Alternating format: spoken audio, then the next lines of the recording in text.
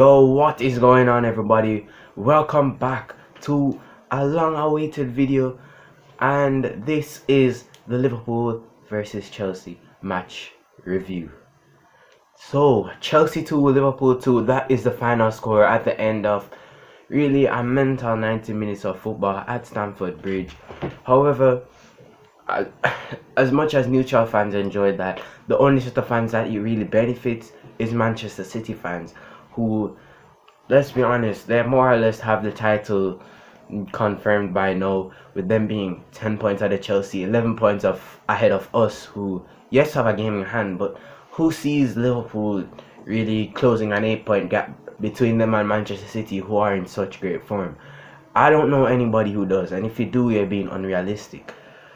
However, we do still have opportunities elsewhere to end the season with silverware. Here is my breakdown of the 90 minutes. So, as I just said, it was a mental 90 minutes, and if you're neutral, you're walking away from that thinking to yourself, what a game of football. However, this just opens a massive gap between Manchester City and the rest of us, and really and truly it deflates any hopes that I had of Liverpool pulling a miracle and fighting for the title.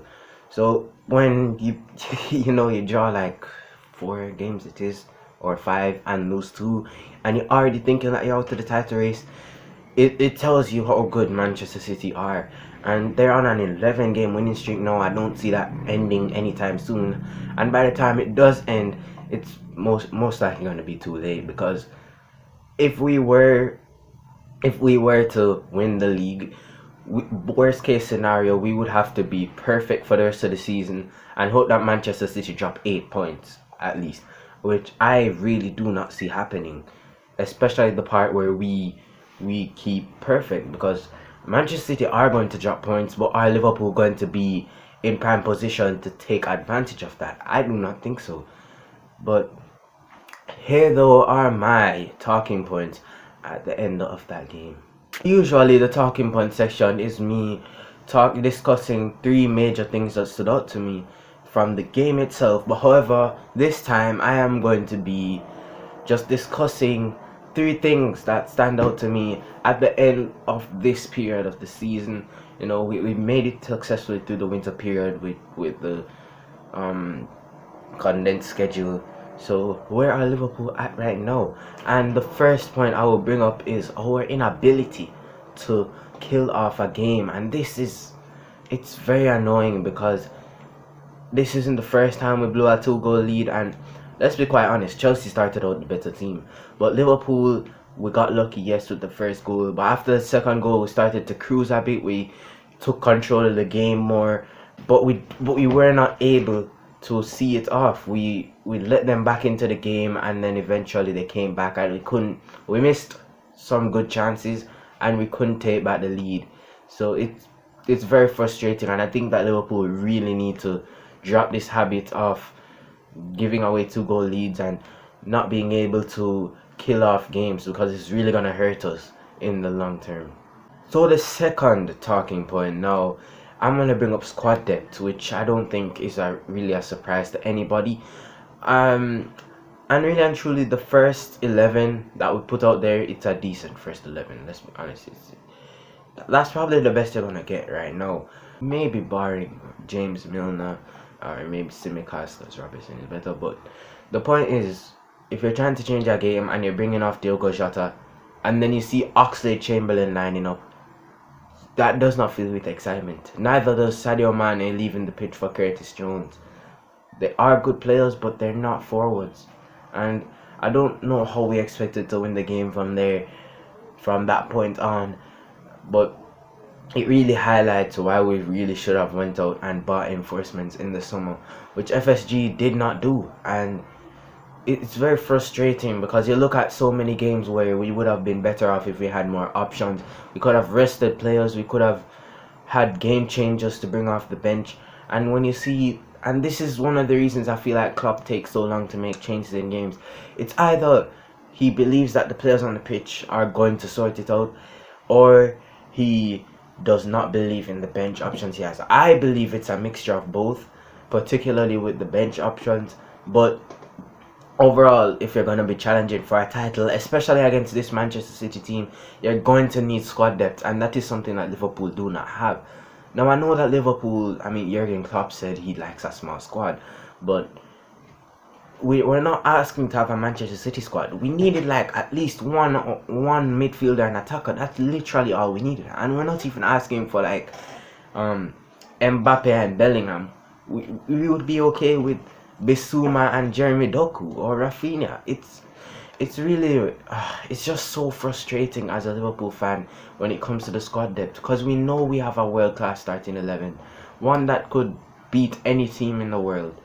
Yes, I will say that Liverpool starting 11 can beat any team in the world, but along a 38 game season, you need squad depth, and that is something that we're really lacking right now, and we have been lacking for a while. And finally, I want to close off with the point that I think everybody was really waiting for. It is the African Cup of Nations, and you know, when you can't win this game with Mane and Salah, you're looking at the 2 games they will miss, and I'm worried.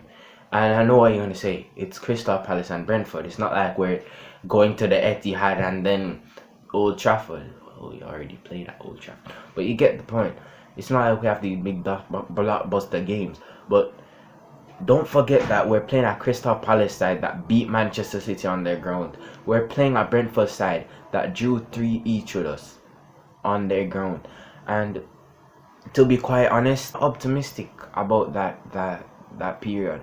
And it's not even just those 2 games, because you can make up for 6 points, and you know, by then the title is probably going to be over. But I'm more worried about the players playing at least 7 games in that 2-week period. They start on Monday, tomorrow. That is when they start playing, and after just playing a 2-week draw at Old Trafford, you can't expect the players to go and then play in the African Cup of Nations like a day later. That is ridiculous. And then they're going to be playing so much games in 2 weeks. I'm afraid that we may not get back the same Mohamed Salah and Sadio Mane. And to be quite honest, I'm ruling us out to the title race. I think most people have by now, but I'm moving my eyes towards the Champions League at this point, because we don't have the squad that to make up this gap between us and Manchester City. And let's be honest, Manchester City, they're not gonna drop 8 points, and even if they do, as I said, we're not gonna be in a position to capitalize on that. We're probably gonna be like 10 points behind when they finally drop points again, or maybe even like 12. Who on earth knows? I just don't want this league to become a monopoly like the Carabao Cup became before West Ham knocked out Manchester City. But that's a topic for another video, and I'm really worried. That's all I'm gonna say. I'm extremely worried. But at the end of the day, we cannot forget the team that we have and the mentality of this squad. Nobody thought we would make top 4 last season, and we did it. So I'm not gonna like go up and say I'm 100% sure we're not gonna get it, but at this point I'm probably like 99%, honestly.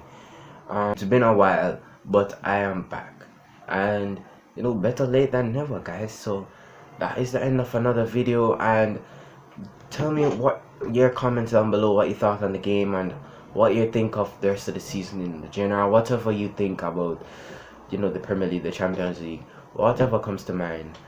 See you next time. YNWA.